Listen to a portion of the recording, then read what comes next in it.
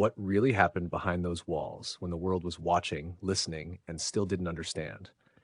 Before the smoke, before the headlines, there was a quiet stretch of land outside Waco, Texas, where belief and authority were on a collision course, a place called Mount Carmel. To some, it was a refuge, to others, a threat, and to everyone involved, it would become a test of conviction, patience, and power.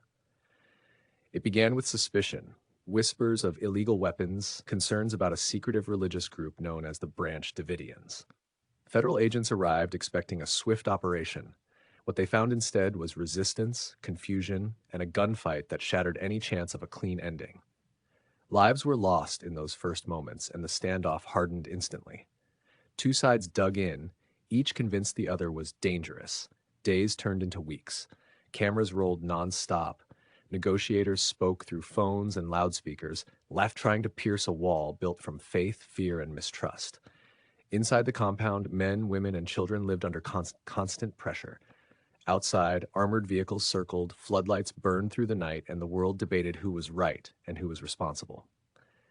Then came the psychological pressure. Loud noises blasted into the compound.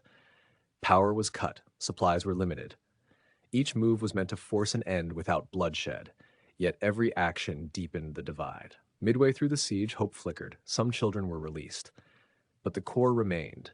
The leader would not surrender, the agents would not walk away, and the question lingered: who would blink first? On the final day, the plan shifted. Tear gas was introduced, intended to drive people out, to end it at last. Instead, everything unraveled. Fire broke out, flames climbed fast, fed by wind, fuel, and chaos. From a distance, the compound vanished into smoke. Inside, dozens of lives were lost, many of them children. When it was over, the silence was heavier than the siege itself. The Waco Siege didn't end with answers. It ended with scars on families, on institutions, and on a nation forced to confront how fear and certainty can spiral into catastrophe. To this day, it raises uncomfortable questions about power, belief, and whether force can ever truly resolve a crisis rooted in trust.